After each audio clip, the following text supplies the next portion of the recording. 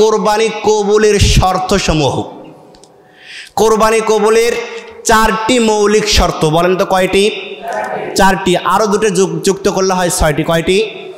6টি। অর্থাৎ কোরবানি কবুলের শর্ত 6টি। বলেন কয়টি? 6টি।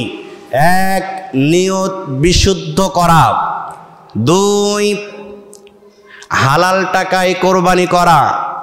3, পরহেজগারিতা অবলম্বন করা। 4, রিয়া মুক্ত কোরবানি করা। 5, দোষমুক্ত পশু ক্রয় করা। 6, শরীয়ত সম্মত কোরবানি করা।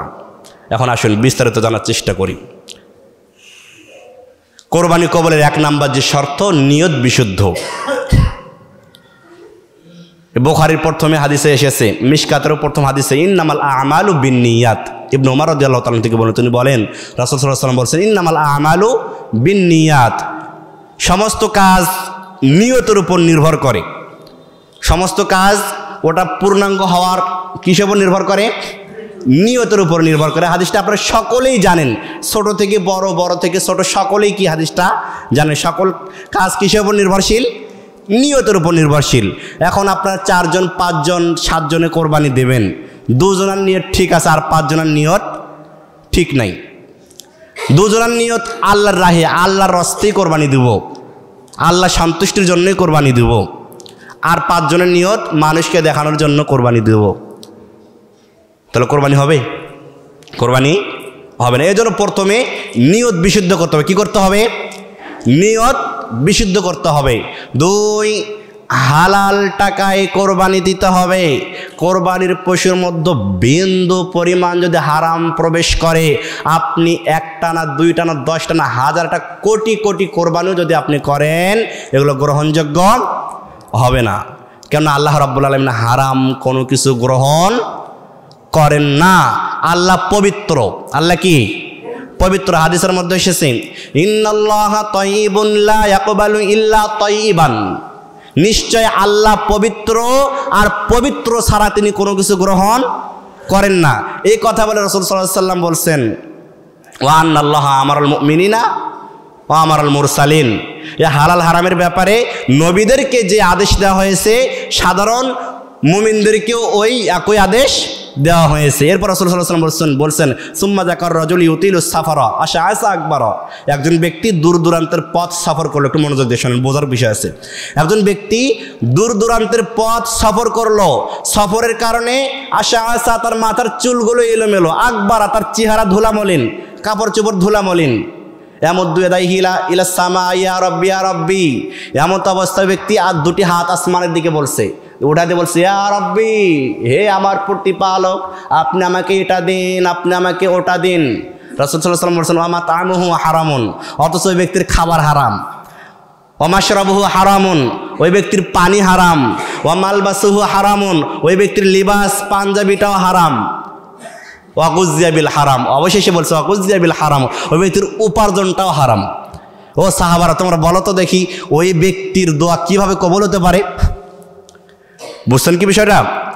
রাসূল সাল্লাল্লাহু আলাইহি ওয়াসাল্লাম বললেন যে এক ব্যক্তি সফরে গেল, সফরের কারণে তার চেহারা ধুলামলিন, সে আল্লাহর কাছে দোয়া করে, আল্লাহ তুমি আমাকে এটা দাও ওটা দাও। অথচ ওই ব্যক্তির খাবার হারাম, পানি হারাম, পোশাক হারাম, উপার্জন হারাম। ওই ব্যক্তির দোয়া কিভাবে কবুল হতে পারে? তার মানে যার উপার্জন হারাম, তার কোনো ইবাদত আল্লাহ রাব্বুল আলামিন কবুল করবেন না।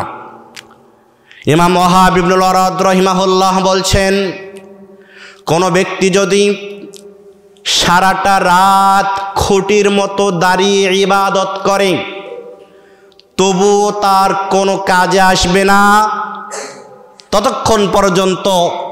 যতক্ষণ পর্যন্ত ওই ব্যক্তি স্পষ্ট না হবে সে যা খাচ্ছে তা হালাল না হারাম, তার পেটে তার উদরে যা কিছু প্রবেশ করছে তা হালাল না হারাম, এটা স্পষ্ট হওয়ার আগে কোনো ব্যক্তি যদি সারাটা রাত খুঁটির মতো দাঁড়িয়ে ইবাদত করে, ওই ইবাদত কোনো কাজে আসবে না। ইমাম সুফিয়ান সাওরি রাহিমাহুল্লাহ বলছেন, হারাম টাকা উপার্জন করে, হারাম পয়সা উপার্জন করে, তা দিয়ে দান সাদাকা করা মানে পেশাব দিয়ে কাপড় পরিষ্কার করার সমতুল্য। হারাম পয়সা উপার্জন করে, সুদ দিয়ে ঘুষ দিয়ে চাঁদাবাজি করে পয়সা উপার্জন করে সেই টাকা মসজিদ মাদ্রাসায় দান করা মানে পেশাব দিয়ে কাপড় পরিষ্কার করার মতো। আপনারা বলেন তো, পেশাব দিয়ে কাপড় পরিষ্কার করলে কাপড় পবিত্র হবে? জোরে কথা বলেন না কেন, কাপড় পবিত্র হবে? তাহলে হারাম টাকা দিয়ে দান সাদাকা করলে কোনো কিছু অর্জন হবে না, আল্লাহর নৈকট্য অর্জন হবে না। অতএব আমাদেরকে কোরবানি তো আল্লাহ সন্তুষ্টি অর্জনের জন্যই করবো, তাই না? এজন্য আমাদের কি কোরবানি যে টাকায় করব ওই টাকার মধ্যে যেন বিন্দু পরিমাণ হারাম প্রবেশ না করে, এদিকে আমাদেরকে খেয়াল রাখতে হবে অবশ্যই। 3 নাম্বার, মুত্তাকি হতে হবে। কেননা আল্লাহ রাব্বুল আলামিন মুত্তাকিদের পক্ষ থেকেই তার ইবাদত কবুল করেন। যেমন আপনাদের সম্মুখে একটি আয়াত উপস্থাপন করা যায়, সূরা মাইদা 27 নম্বর আয়াত। আল্লাহ বলেছেন, ওয়াতুলু আলাইহিম নাবা ইবনে আদম বিল হক ইয ক্বাররাবা কুরবানান ফাতাকুব্বিলা মিন আহাদিহিমা ওয়া লাম ইউতাকাব্বাল মিনাল আখার। হে মুহাম্মদ সাল্লাল্লাহু আলাইহি ওয়াসাল্লাম, আপনি আপনার উম্মতের মাঝে সে আদম আলাইহিস সালামের 2 সন্তানের বিবরণ সুন্দরভাবে দিয়ে দিন। কি বিবরণ? ইয ক্বাররাবা কুরবানান, তারা 2 সন্তান যখনই কোরবানি করলেন, 2টি কোরবানি দিলেন আল্লাহর রাস্তায়, ফাতাকুব্বিলা মিন আহাদিহিমা, তাদের 2 জনের একজনার কোরবানি কবুল করা হলো। এখন বলবেন কোরবানি কবুল হলো তার প্রমাণ কি? সে যুগে কোরবানি কবুল হওয়ার বিধান ছিল, যার কোরবানি কবুল হবে আকাশ থেকে আগুন নেমে এসে তার কোরবানি জ্বালিয়ে দিয়ে যাবে, আর যার কোরবানি কবুল হবে না আগুন এসে তা স্পর্শ করবে না। সে কথা বলা হয়েছে। একজনের কোরবানি কবুল করা হয়েছিল, ফাতাকুব্বিলা মিন আহাদিহিমা, 2 জনের মধ্য থেকে একজনের কোরবানি কবুল করা হয়েছিল, ওয়া লাম ইউতাকাব্বাল মিনাল আখার, অপরজনের কোরবানি কবুল করা হয়নি। এখন প্রশ্ন হলো, কেন কোরবানি কবুল করা হয়নি? ইন্নামা তাকাব্বালুল্লাহু মিনাল মুত্তাকিন, নিশ্চয় আল্লাহ রাব্বুল আলামিন মুত্তাকিদের পক্ষ থেকেই কোরবানি বা সকল ইবাদত গ্রহণ করে থাকেন। মুত্তাকি না হলে তার কোনো ইবাদত আল্লাহ রাব্বুল আলামিন গ্রহণ করবেন না। আদম আলাইহিস সালামের 2 সন্তান হাবিল এবং কাবিল। হাবিল ছিল পরেশগার, আল্লাহ ভীত, আর কাবিল আল্লাহকে ভয় করত না। 5 নাম্বার বিষয় হলো শরীয়ত সম্মতভাবে কোরবানি করতে হবে। শরীয়ত সম্মত কোরবানি আবার কি? কোরবানি করতে হলে অবশ্যই আল্লাহর নাম নিয়ে কোরবানি করতে হবে। কার নাম নিয়ে বলেন তো? আল্লাহর নাম নিয়ে। কোরবানি করতে গিয়ে আমরা যে ভুলটা করে থাকি, সাধারণ ভুল, তা হচ্ছে, সাধারণ ভুল বললে ভুল হয়ে যাবে, এটা আসলে খুব বড় মারাত্মক একটি ভুল। তা হচ্ছে আমরা কোরবানির সময় বলে থাকি কি, অমুকের জন্য কোরবানি, অমুকের জন্য কোরবানি, অমুকের জন্য কোরবানি, অমুকের জন্য কোরবানি, বলে না? অনেকে বলে না? এমন বলা যাবে না, বলতে হবে অমুকের পক্ষ থেকে, অমুকের পক্ষ থেকে, অমুকের পক্ষ থেকে আল্লাহর জন্য কোরবানি। কোরবানি কার জন্য? কার জন্য? আল্লাহর জন্য। দেখেন সূরা হজের মধ্যে আল্লাহ রাব্বুল আলামিন বলেন, ওয়ালিকুল্লি উম্মাতিন জাআলনা মানসাকাল লিয়াযকুরুসমাল্লাহ আলা মা রাযাকাহুম মিন বাহিমাতিল আনআম। আমি প্রত্যেক উম্মতের উপরে কোরবানির বিধান দিয়েছিলাম এজন্য যে যাতে করে তারা তাদের রবের নাম স্মরণ করতে পারে ওই সকল জন্তুর উপর, যে সকল জন্তু আমি তাদের জন্য হালাল রিজিক হিসেবে প্রদান করেছি।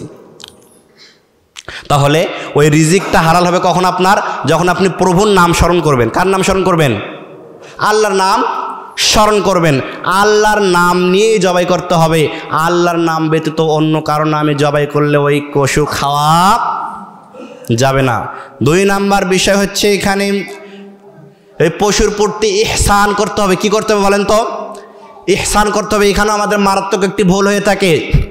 عن شداد بن عوس رضي الله تعالى عنه قال قال رسول الله صلى الله عليه وسلم شداد بن عوس رضي الله تعالى عنه থেকে বর্ণিত, তিনি বলেন রাসূল সাল্লাল্লাহু আলাইহি ওয়াসাল্লাম বলেছেন, ইন্নাল্লাহা আযজা ওয়া জাল্লা, নিশ্চয় আল্লাহ সুবহানাহু ওয়া তাআলা কাতাবাল ইহসানি আলা কুল্লি শাই, নিশ্চয় আল্লাহ সুবহানাহু ওয়া তাআলা প্রত্যেক জিনিসের উপরেই ইহসান করার জন্য অবধারিত করেছেন। অর্থাৎ প্রত্যেক জিনিসের প্রতি দয়া করতে হবে, ইহসান করতে হবে।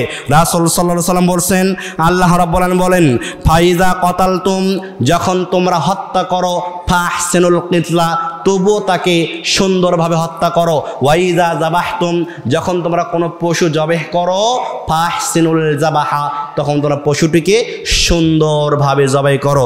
সুন্দরভাবে জবাই করা মানে যে জবাই করতেছে, জবাই করার একটা সীমারেখা আছে, ওই সীমারেখা যাওয়ার পরে অনেকেই দেখা আবার চাকু দিয়ে নিচে দাবাডাবি করে না, পশুকে কষ্ট দেয়, এরকম কাজ কারবার করা যাবে না। আরেকটি ভুল আমরা করে থাকি, জবাই করা শেষের সঙ্গে সঙ্গে দেখা যায় যে পশুটা মৃত্যুবরণ করেইনি, মৃত্যুবরণ না করতে তারা কি করে, চাকু নিয়ে তার পায়ের রগগুলো কাটা শুরু করে দেয়, পায়ের রগগুলো কি করে, কাটা শুরু করে দেয়, অথচ মৃত্যুবরণ করেনি। তারপর থেকে ইহসান করা হলো না জুলুম করা হলো? কি করা হলো? জুলুম করা হলো। এই জন্য জবাই করার পর যখন পরিপূর্ণভাবে তার শ্বাস বন্ধ হয়ে যাবে, এরপর কাটতে হবে, এবং চামড়া ছোলাতে গিয়ে তাড়াহুড়া করা যাবে না, খুবই ধীরে সুস্থে। আল্লাহ রাব্বুল আলামিন জেনে বুঝে শরীয়ত সম্মতভাবে আমাদেরকে কোরবানি করা তৌফিক দান করুক, বলেন আমিন। 6 নাম্বার যেন কি বলেছিলাম, জি নিখুঁত।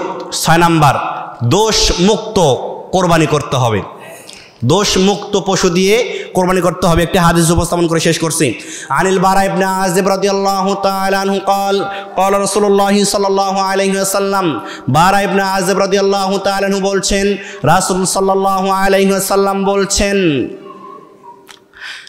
আরবাউন লা তাজুজু ফিল আদাহি, আরবাউন 4 শ্রেণী, লা তাজুজু ফিল আদাহি, 4 শ্রেণীর পশু দিয়ে তোমরা কোরবানি করতে পারবে না, 4 শ্রেণীর পশু দিয়ে কোরবানি করা বৈধ নয়।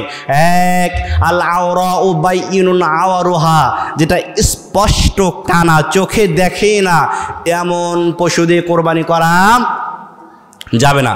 2 ওয়াল মারিদাতু বাইয়িনুন মারাদুহা, যে পশুটা স্পষ্ট অসুস্থ রোগাক্রান্ত, এই পশু দিয়ে কোরবানি করা যাবে না। যেমন শরীর থেকে, পেট থেকে কোনো একটা ক্ষতস্থান থেকে রক্ত বেয়ে বেয়ে পড়তেছে, বড় ক্ষত, এরকম পশু দিয়ে কোরবানি করা যাবে না। এরপর বলা হয়েছে ওয়াল আরজাউ বাইয়িনুন জলউহা, যেটা স্পষ্ট ল্যাংরা, কোরবানির স্থান পর্যন্ত যেতে পারবে না, এমন পশু দিয়ে কোরবানি করা যাবে না। 4 নাম্বার বলা হয়েছে ওয়াল কাসিরুল্লাতি লা তানকা, যে পশুর শরীরে হাড্ডিতে কোনো মজ্জা নেই, মানে মাংস নেই, হাড্ডিতে মাংস নেই, দাঁড়ালে বসতে পারে না, বসলে উঠতে পারে না, এমন দুর্বল পশু দিয়ে কোরবানি করা যাবে না। আর পশুর বয়স নির্ণয় করে তারপরেই কোরবানি করতে হবে। বয়স সীমা কত? যেমন উটের বছর 5 বছর হতে হবে, গরুর 2 বছর, ছাগল 1 বছর। বুঝতে পারছেন কি? রাসূল সাল্লাল্লাহু আলাইহি ওয়াসাল্লাম বলেছেন, জাবের থেকে বর্ণিত, রাসূল সাল্লাল্লাহু আলাইহি ওয়াসাল্লাম বলেছেন, লা তাজবাহু, তোমরা কোরবানি করো না, ইল্লা মুসিন্নাতান, মুসিন্না ব্যতীত। মুসিন্না বলা হয় এই সমস্ত প্রাণীকে, এই সমস্ত প্রাণীর দুধের দাঁত উঠে গিয়ে নতুন দাঁত উঠেছে, দুধের দাঁত উঠে গিয়ে নতুন দাঁত উঠেছে, এমন পশুগুলোকে বলা হয় মুসিন্না। লা তাজবাহু ইল্লা মুসিন্নাতান, তোমরা কোরবানি করো না, জবেহ করো না মুসিন্না ব্যতীত। ইল্লা ইয়াসুর আলাইকুম, যদি তোমাদের নিকট এটা কষ্টকর মনে হয়, ফাতাজবাহু জাযাআতাম মিনাজ যানি, তবে তোমরা 6 মাসের মেয়ে শাবক ভেড়া কোরবানি করতে পারো। এখানে আমাদের একটা ভুল ধারণা আছে, আমাদের এলাকায় দেখা যায় যে অনেক সময় একটা খাসি বা ছাগল 1 বছর বড় হয়ে গেছে, 1 বছর হয়ে গেছে, মোটা তাজা, কিন্তু ওটা আমরা জবাই করে ফেলি। ছাগলের ক্ষেত্রে 1 বছর পূর্ণ হতেই হবে, 6 মাস দিয়ে কাম হবে না। শুধুমাত্র ভেড়ার ক্ষেত্রে বলা হয়েছে ফাতাজবাহু জাযাআতাম মিনাজ যানি, তাহলে তোমরা কি করো, 6 মাসের একটি মেয়ে শাবক ভেড়া কোরবানি করতে পারো। শুধুমাত্র ভেড়ার ক্ষেত্রে, ভেড়া 6 মাস হলে যদি মোটা তাজা হয় তাহলে কোরবানি করা যাবে। এছাড়া ছাগল পরিপূর্ণ বছর বয়স হতে হবে, গরু পরিপূর্ণ বয়স হতে হবে, উট পরিপূর্ণ বয়স হতে হবে। দেখা গেছে যে এখন 5 বছর হয়ে গেছে, উটের দাঁত হয়নি, বা 2 বছর হয়ে গেছে, গরুর দাঁত হয়নি, তাহলে এই পশু দিয়ে কোরবানি করা যাবে, তবে নিশ্চিত হতে হবে যে 2 বছর হয়েছে কিনা। আল্লাহ রাব্বুল আলামিন বোঝার তৌফিক দান করুক, বলেন আমিন। আর 1 মিনিট, কোরবানির আসলে উদ্দেশ্য কি? কোরবানির উদ্দেশ্য একমাত্র আল্লাহ সন্তুষ্টি অর্জন করা। আল্লাহ বলেছেন, লা ইয়ানাল্লাহা লুহুমুহা ওয়ালা দিমাউহা ওয়ালাকিন ইয়ানালুহুত তাকওয়া মিনকুম। আল্লাহ রাব্বুল আলামিনের নিকটে তাদের রক্ত, গোশত এগুলো কিছুই পৌঁছায় না, বরং আল্লাহ রাব্বুল আলামিনের নিকট পৌঁছায় তোমাদের তাকওয়া। কি পৌঁছায়? তাকওয়া। তাকওয়া কি? তাকওয়া খায় না, মাথায় দেয়। তাকওয়া কি আসলে? তাকওয়া কোথায় থাকে? রাসূল সাল্লাল্লাহু আলাইহি ওয়াসাল্লাম বলেছেন, তাকওয়া হা হুনা, আত্তাকওয়া হা হুনা, আত্তাকওয়া হা হুনা। এ কথা বলে রাসূল সাল্লাল্লাহু আলাইহি ওয়াসাল্লাম তিনবার তার নিজের বক্ষের দিকে ইশারা করলেন, আত্তাকওয়া হা হুনা। তাকওয়া এখানে থাকে। কোথায় থাকে? এখানে থাকে, অন্তরে থাকে। রাসূল সাল্লাল্লাহু আলাইহি ওয়াসাল্লাম বলেন তাকওয়া, আত্তাকওয়া হা হুনা এদিকে বলে নাই। টুপিতে থাকে, দাড়িতে থাকে, লম্বা জুব্বায় থাকে, বড় পাগড়িতে থাকে। তার মানে বড় পাগড়ি টুপিওয়ালা জুব্বা পড়লে সে তাকওয়াবান হতে